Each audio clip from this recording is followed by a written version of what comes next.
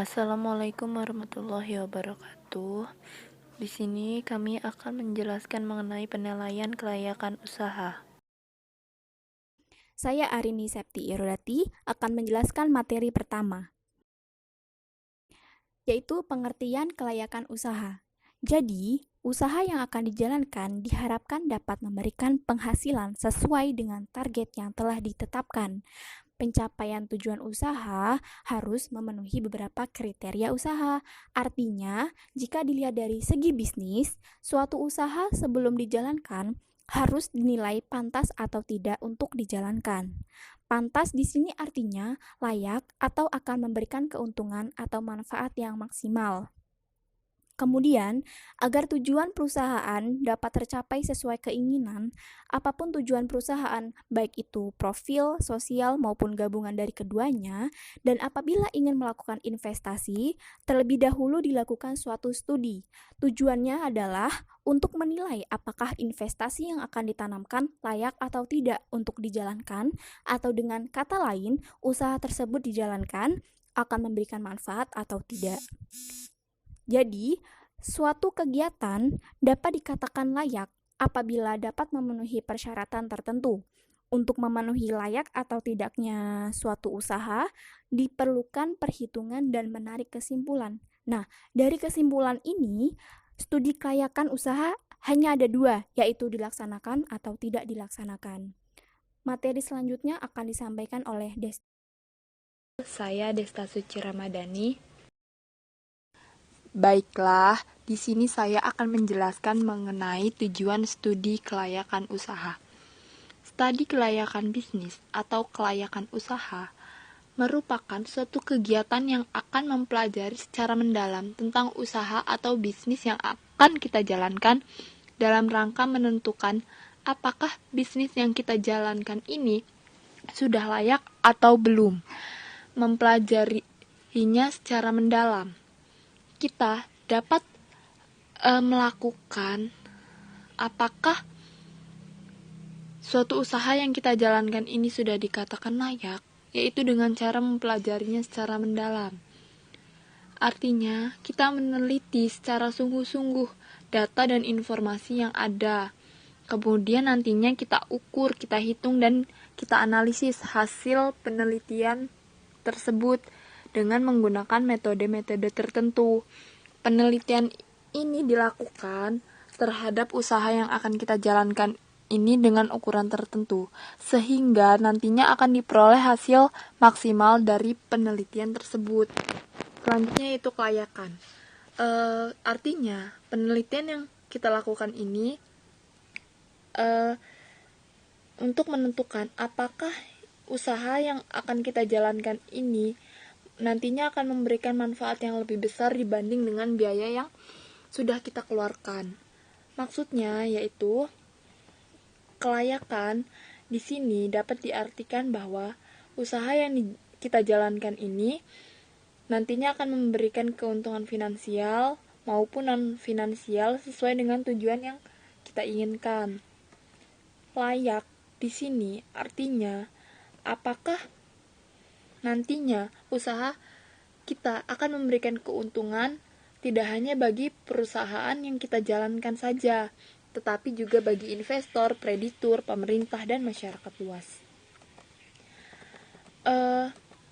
Usaha yang kita jalankan ini tentunya memiliki beberapa aspek. Aspeknya tidak hanya berdiri sendiri, tetapi meliputi banyak sekali aspek. Aspeknya dapat dinilai yaitu aspek hukum, aspek pasar dan pemasaran, aspek keuntungan, aspek teknis atau operasional, aspek manajemen, organisasi, aspek ekonomi dan sosial, serta aspek dampak lingkungan. Untuk menilai semua aspek ini, perlu dibentuk semacam tim yang terdiri dari orang-orang yang berasal dari berbagai keahlian. Aspek hukum dapat dinilai untuk meneliti kelengkapannya, kesempurnaan, dan keaslian dari dokumen-dokumen yang dimiliki, mulai dari badan usaha, izin-izin, sampai dokumen lainnya. Selanjutnya yaitu aspek pasar dan pemasaran. Kita dapat menilai seberapa besar pasar yang akan kita masuki dan seberapa besar kemampuan perusahaan untuk menguasai pasar, serta bagaimana strategi yang akan kita jalankan nantinya. Selanjutnya yaitu aspek keuangan.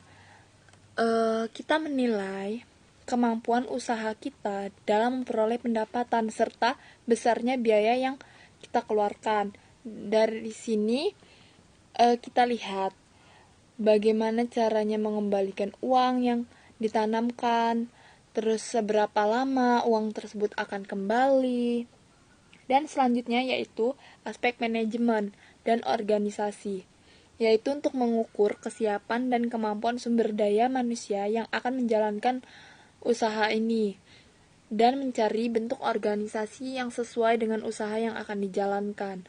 Organisasinya yaitu siapa yang akan menjadi direkturnya misalkan, terus siapa yang akan menjadi manajernya, seperti itu. Kemudian yaitu aspek teknis atau produksi. Itu aspek teknis dan produksi ini untuk menentukan lokasi, layout gedung dan ruangan, serta teknologi yang akan dipakai. Lokasi menjadi perhatian karena apabila kita ingin mendirikan suatu kantor atau minimal usaha kecil seperti warung, tentunya kita membutuhkan tempat yang strategis, di mana tempat itu sering dikunjungi orang banyak, kemudian tempat tersebut terjangkau, misalkan tempat tersebut dapat dilalui mobil. Kalau misalkan tempat tersebut di tempat yang terpencil, tentunya orang-orang tidak akan mengetahui warung tersebut. Misalkan lokasi pabrik, tentunya kita harus membutuhkan tempat di mana orang-orang di situ tidak banyak menggunakan aktivitasnya, karena apabila pabrik tentunya kita membutuhkan pengairan untuk membuang limbah dari pabrik tersebut. Apabila kita mendirikannya di suatu desa dan warga desa itu memakai air yang kita gunakan untuk membuang limbah pabrik, tentunya itu nantinya akan berbahaya bagi masyarakat sekitar. Saya Lilis Kusumasari akan menjelaskan mengenai tujuan diadakannya studi kelayakan usaha. Selanjutnya yaitu tujuan dilakukannya studi kelayakan usaha. Tujuan yang pertama yaitu menghindari risiko kerugian. Untuk mengatasi risiko kerugian di masa yang akan datang, ada semacam kondisi ketidakpastian. Kondisi ini ada yang dapat diramalkan akan terjadi atau memang dengan sendirinya terjadi tanpa dapat diramalkan. Tujuan yang kedua, memudahkan perencanaan. Jika sudah dapat meramalkan apa yang terjadi di masa yang akan datang, maka akan mempermudah kita dalam melakukan perencanaan dan hal-hal apa saja yang perlu direncanakan. Perencanaan meliputi beberapa jumlah dana yang diperlukan, kapan usaha atau proyek akan dijalankan, di mana lokasi proyek akan dibangun, siapa-siapa yang akan melaksanakannya, bagaimana cara menjalankannya, berapa besar keuntungan yang diperoleh, serta bagaimana cara mengawasinya jika terjadi penyimpangan. Tujuan yang ketiga yaitu memudahkan pelaksanaan pekerjaan. Dengan adanya berbagai rencana yang sudah disusun, akan sangat memudahkan pelaksanaan bisnis. Para pelaksana yang mengerjakan bisnis telah memiliki pedoman yang harus dikerjakan. Kemudian, pengerjaan usaha secara sistematik sehingga tepat sasaran dan sesuai dengan rencana yang sudah disusun. Rencana yang sudah disusun dijadikan acuan dalam mengerjakan setiap tahap yang sudah direncanakan. Tujuan yang keempat yaitu memudahkan pengawasan. Dengan telah dilaksanakannya proyek dengan rencana yang sudah disusun, maka akan memudahkan perusahaan untuk melakukan pengasahan terhadap jalannya usaha. Tujuan selanjutnya yaitu tindakan pengendalian. memudahkan pengendalian jika dalam pelaksanaan pekerjaan telah dilakukan pengawasan, maka apabila terjadi suatu penyimpangan akan mudah terdeteksi, sehingga akan dapat dilakukan pengendalian atas penyimpangan tersebut. Tujuan pengendalian adalah untuk mengendalikan pelaksanaan pekerjaan yang melenceng, sehingga tujuan perusahaan akan tercapai. Merlenawati akan menjelaskan pihak yang berkepentingan. Nah, satu itu ada pelaku bisnis dan investor yang berorientasi profit dan menambahkan kekayaan pemilik modal. Dua, ada kreditur, adanya keamanan dari dana yang disalurkan. Terus ada pemerintah, perluasan kesempatan kerja, penghemat devisa, pendapatan masyarakat. Masyarakat akibat positif bagi kehidupan masyarakat. Karena adanya perluasan bisnis ini, jadi yang berakibat itu ke positifnya ke masyarakat. Karena perluasan kesempatan kerja itu sudah semakin besar. Saya Yuvita Dewi akan menjelaskan materi yang selanjutnya, yaitu tentang aspek-aspek dalam penilaian. Dalam aspek-aspek penilaian terdapat 6 aspek yang berbeda-beda. Yang pertama ada aspek hukum yang meliputi kelengkapan dan keabsahan dokumen yang sangat penting, karena hal ini merupakan dasar hukum yang harus dipegang apabila di kemudian hari timbul masalah. Yang kedua, itu ada aspek pasar dan aspek pemasaran. Nah, dalam hal ini, untuk menentukan besarnya pasar nyata dan potensi pasar yang ada, maka diperlukan riset pasar, baik dengan terjun langsung ke lapangan maupun dengan mengumpulkan data dari berbagai sumber. Yang ketiga, itu ada aspek keuangan. Dalam penelitian, aspek ini dilakukan untuk menilai biaya-biaya apa saja yang akan dikeluarkan dan seberapa besar biaya-biaya yang akan dikeluarkan. Maka, kesimpulannya aspek keuangan ini sangat dibutuhkan dalam suatu usaha, karena dengan aspek keuangan ini akan mengkoordinirkan pengeluaran dan pemasukan dalam sebuah perusahaan tersebut.